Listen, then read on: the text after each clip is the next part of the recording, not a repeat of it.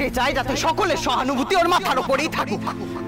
শত্রুর আমার নিজের বউ আমার সবথেকে বড় শত্রু। মা, এই বউয়ের সাথে আমি কিছুতেই ঘর করতে পারবো না মা, কিছুতেই থাকবো না আমি ওর সাথে। বড় বউ, তুমি হচ্ছে বউ মানুষ, কোথায় নিজের কর্তব্য কর্ম করবে, নিজের স্বামী আর শাশুড়ির যত্ন আতি করবে তা নয়। আমার ময়ন কি না কি করেছে তাই জন্য তুমি এখানে এসে গাঁতি মেরে বসে আছো, আর ওদিকে আমার ময়নের দেখাশোনা করার কোনো নৌকি নেই।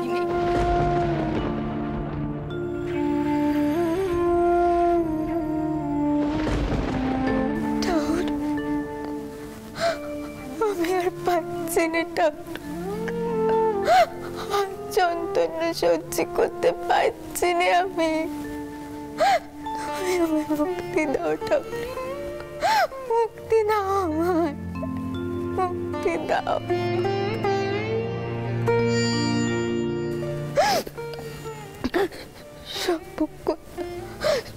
সবক্ষণ খালি মনে হচ্ছে নিজের দোষে আমি সবকিছু খোয়ালুম।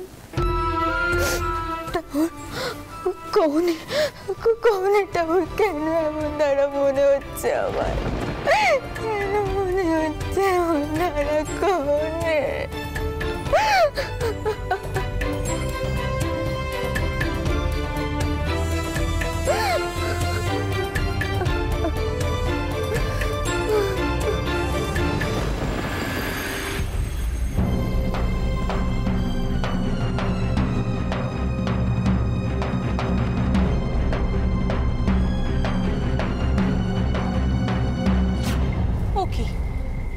বড় বউ হঠাৎ টাওয়ার ঘরে ঢুকলো কেন? ও মা, বড় বউ তুই এখানে দাঁড়িয়ে আছিস যে, কল ঘরে যাচ্ছিলিস বুঝি?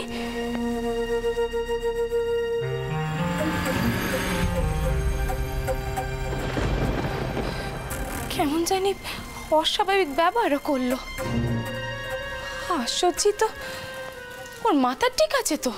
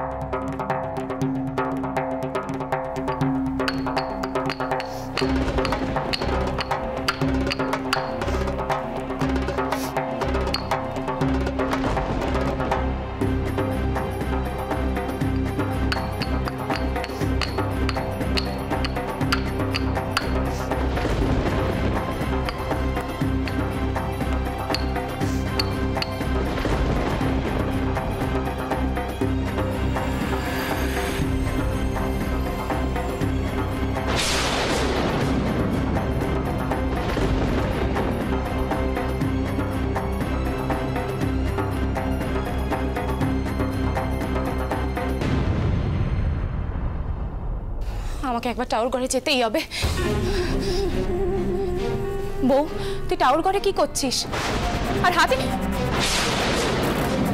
ও কি কি মুখে দিলি তুই?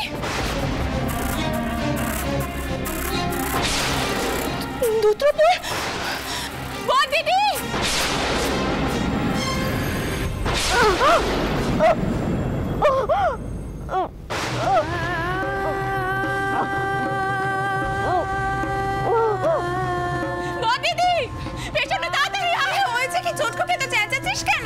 দিদি সপনেশ হয়ে গেছে। কি হচ্ছে? বড় বউ দুত্র বল কে ফেলেছে। বড় বউ কোথায়? মাসিমণি, তুমি যাও এক্ষুনি, গিয়ে যেখান থেকে পারো নুন জল নিয়ে আসো, যাও এক্ষুনি। দিদি, আমরা এক্ষুনি টাওয়ার ঘরে যাই, চলো তুমি চলো আমার সাথে।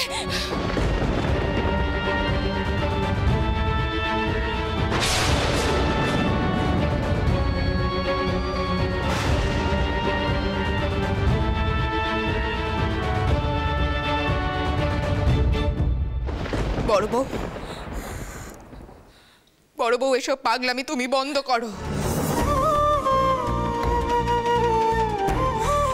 এভাবে বিষকে মুক্তি পাওয়া যায় না বড় বউ, আমি তোমাকে মুক্তি পেতে দেব না।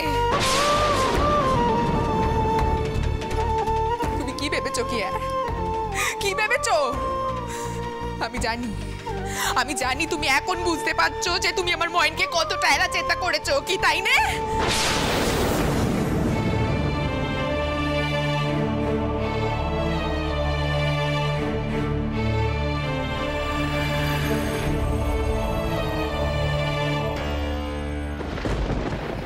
কি করলে দিদি?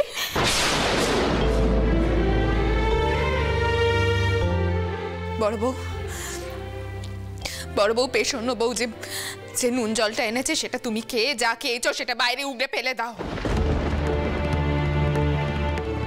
বড় বউ, আমি তোমার শাওরি, আমি তোমাকে হুকুম করছি, নুন জলটা তুমি খেয়ে নাও। বড় বউ, দিদি তুমি বাইরে চলো, পেছনে তুই দেখ। দিদি বাইরে চলো। আমি দেখছি মাসিমণি, দেখছি। এসো দিদি।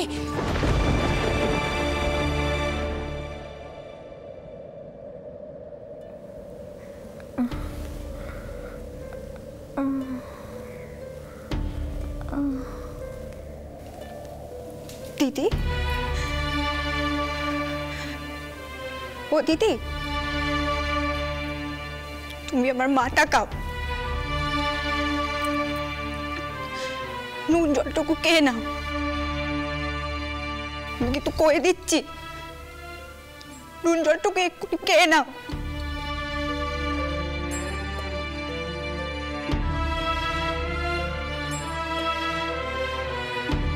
মেয়েটা এমন করে বাঁচবে কি করে?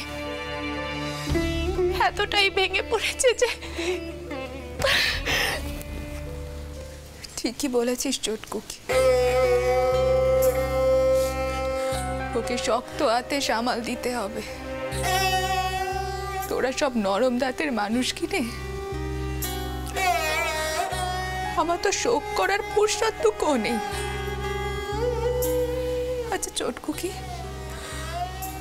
আমার ময়নটাও শেষ সময় একবারও আমার কথা ভেবেছিল রে?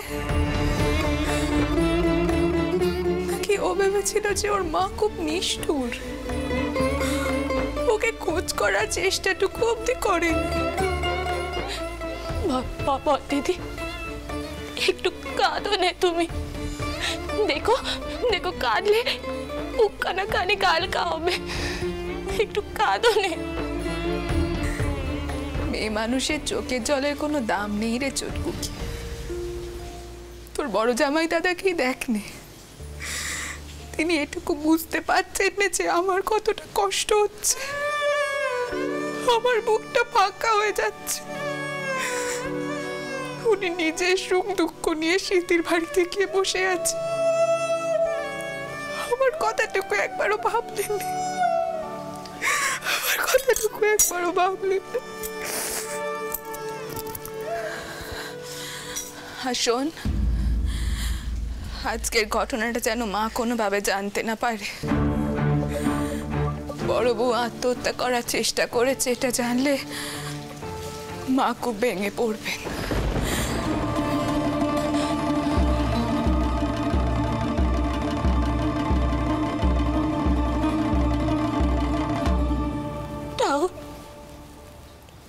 আবার পদ্ধতি যে একেবারে জ্বলে পুড়ে শেষ হয়ে যাচ্ছে, তার যন্ত্রণা একটু মেটাও। শান্তি দাও, শান্তি দাও, শান্তি দাও।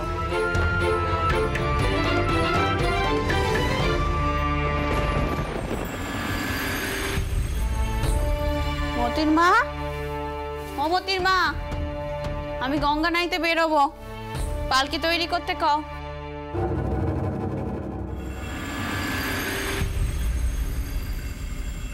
বরনাথ, তুই এমন সময় এখানে বসে আছিস কেন এমন ভাবে? কি হয়েছে কি? ও বরনাথ, তোর তোর শরীর টরীর ঠিক আছে তো? কি রে, কিছু কইছিস না কেন তুই? কি হয়েছে আমাকে বল মা, বল।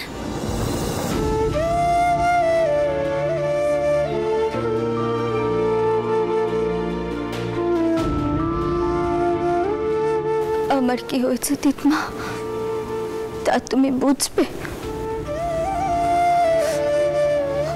আমি যে প্রত্যেকটা মুহূর্তে মরে যাচ্ছি দিদমা। আমার স্মৃতি সিঁদুরের জোরে এতই কম যে তিনি সুস্থ মানুষ হয়েও আমাদের সকলকে ছেড়ে চলে গেলেন, আর আমি পোড়ার মুখে আমি বেঁচে উঠলাম। চুপ কর মা, চুপ কর। কেন কইছিস মা এসব কথা? এসব কথা কইতে নেই। জন্ম মৃত্যু কি আর আমাদের হাতে?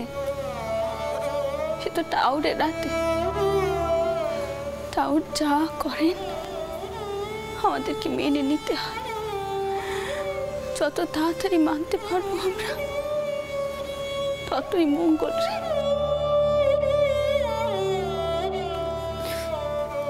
যদি তাই হয় দিদমা, তাহলে ভগবান তেনাকে কেন টেনে নিলেন? কেন টেনে নিলেন কও? আর মঙ্গল, কিসের মঙ্গল হলো আমার? কিসের মঙ্গল হলো? কেন তেনার চিতে আমায় উঠতে দিলেন দিদমা? কেন উঠতে দিলেন? তাহলে তো আমার ভেতরে জ্বালাটুকু একটু কমতো। এখন যে দিনে রাতে আমি জ্বলে পড়ে মরছি দিদমা, জ্বলে পড়ে মরছি আমি। কর বলো না, তুই এমন করিস না, একটু শান্ত হ। আমরা মেয়ে মানুষ, আমাদের এত তাড়াতাড়ি অস্থির হলে চলে রে মা, চলে না। বিরাট করে মাকে ডাক, দেখবি মা তোকে মন শক্ত করার জ্ঞানটা দেবে। জানিস মা, মেয়েদের সাথে তোরের থেকে তুলনা করা হয় কেন বলতো? সব বংশ বলে। তাও মেয়েদেরকে সব কিছু সহ্য করার ক্ষমতা দিয়েছে, সব কিছু সহ্য কর। বড় বউ,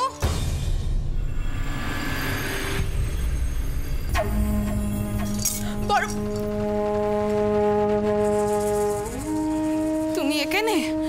আমার তো আর একটু হলে পরানখানায় উড়ে যাচ্ছিল। বড় বউ, তুই এখন এখানে কি করছিস? মা, তোমার পালকি এখনো আসেনি? না, এক্ষুনি চলে আসবে। আমি কই কি, বড় নাচবো বরং আজকে আমার সাথে গঙ্গা নাইতে চলুক, ওর মন কানে একটু শান্ত হবে।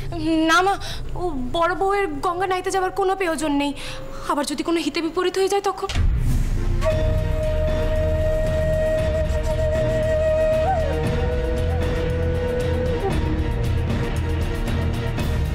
হিতে বিপরীত হবে মানে? মা, আমি বলি কি, চটকু কি ঠিক কথাই কইছে। বড় বউয়ের এখনই গঙ্গা নাইতে যাওয়ার কোনো প্রয়োজন নেই। বড় বউ, তুমি এক্ষুনি ঘরে যাও, যাও।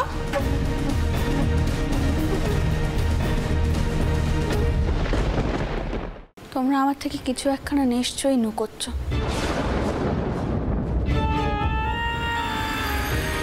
কি হয়েছে বলো দেখিনি পদ্ম? আর গঙ্গা নাইবার কথা শুনে চুটকো কি অমর ভয় বা পেল কেন? মাসিমণি, তোমরা চিন্তা করো না, আমার কিচ্ছুটি হবে না। সে কপাল আমার নেই যে ভগবান আমাকে এত সহজে নিজের কাছে টেনে নেবে।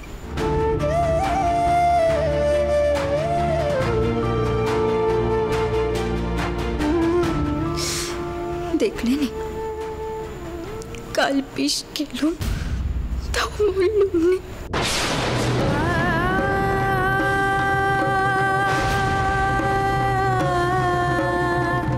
কি?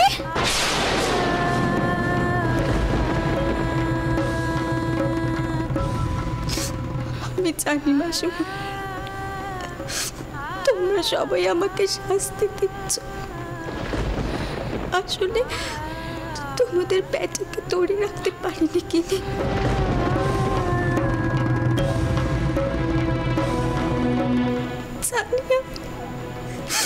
জানি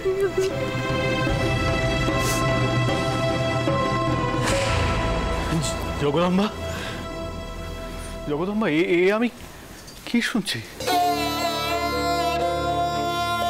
তুমি তুমি আমায় বলনি বড়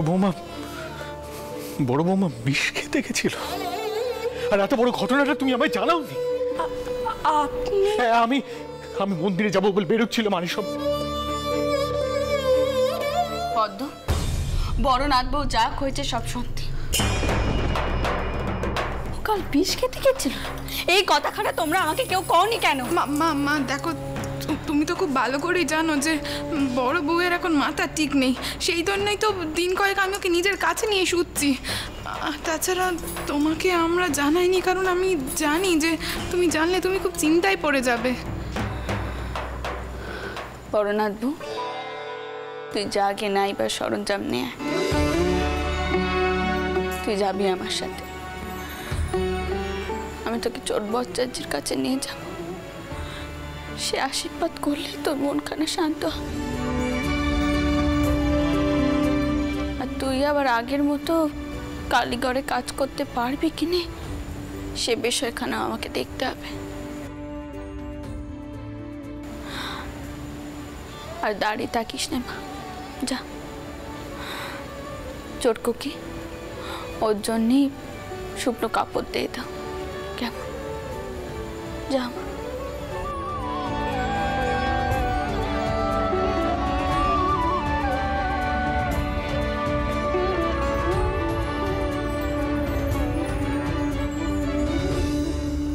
আমি আর বাঁচব না।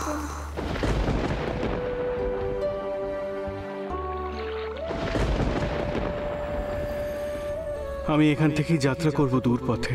আমি আর সংসারে ফিরবো না, তুমি ছাড়া কিসের সংসার? মতুর, কি হয়েছে বাবা?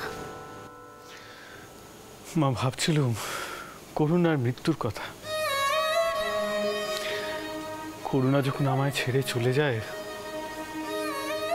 তখন আমার মনে হয়েছিল ঠিক এমনটাই, আমার জীবনের আর কোনো মূল্য নেই। কিন্তু আপনি তখন আমায় আবার বিয়ে দিয়েছিলেন জগদম্বার সাথে, আমায় বাঁচিয়েছিলেন। আমি পুরুষ মানুষ, তাই আমার আবার বাঁচার অধিকার ছিল। কিন্তু বড় বৌমা সে মেয়ে মানুষ, তাই তার আর নতুন করে বাঁচার কোনো অধিকার নেই। মা জানেন, আমি ভাবছিলাম বড় বৌমা যদি আমার নিজের মেয়ে হতো, আমার সেটা ভেবেই কতটা অসহায় লাগছে।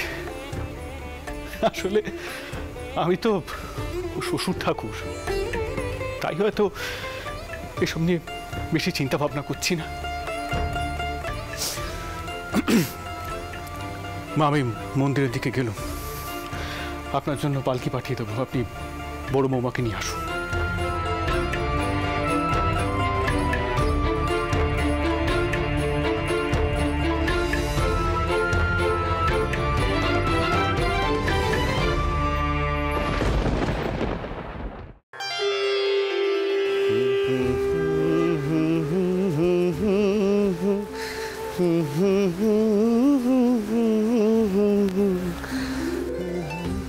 কাল এমন অনাথ সৃষ্টির কান্ডি কেন করতে গেলে আমি বুঝি নে বাপু। ইদানিং কালে তোমার কান্ডি বুঝবে কার সাধ্যি? শুধু শুধু হলদারি বাবার মুখ দিয়ে খারাপ খারাপ কথা বেরোলো। আমি আবার কি অনাথ সৃষ্টি কাণ্ড করলুম ক দেখিনি? হ্যাঁ, আমি তো মায়ের দেখা পাবো বলে সব বাঁধন ত্যাগ করছি রে। বেমনত্বের অহং, এটাও তো একটা বাঁধন রে। হ্যাঁ, সে একই কথা কইছি, তুই বুঝবি নে। চ চ, আজ আমি মায়ের পুজো করবো, এমন পুজো করবো দেখবি কানে। চ চ দেখিনি, চ কথা কর। দাঁড়াও গদাই ঠাকুর,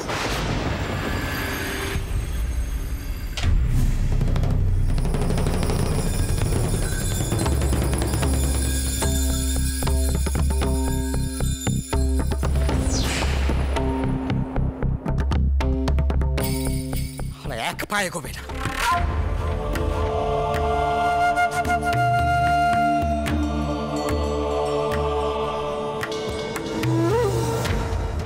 ওই অস্পৃশ্য ম্যাথরের হাতে ভাত খেয়েছো, এখন কোন অধিকারে এই মন্দিরে এসেছে পুজো করতে?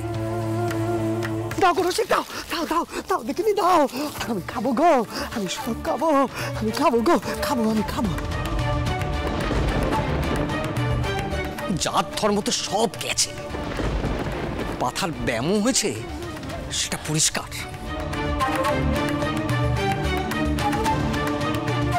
এমন লোক কখনো কালীঘরের পুরোহিত হতে পারে না। ও বদন ঠাকুর, তুমি এমন দ্বারা কথা কইলে লোকে কইবে তোমার মাথার ব্যামো হয়েছে গো। কি আমার মাথার ব্যামো আছে? দেখো গদাই ঠাকুর, তুমি মায়ের নিত্য পুজো নিয়ে এতদিন যা নয় তাই করেছো, আমরা কেউ কিচ্ছু বলিনি তেমন, কিন্তু এই অস্পৃশ্যের হাতের ভাত খেয়ে তুমি কি করে এই মন্দিরের পূজারি থাকো সেটাও এবার আমি দেখব।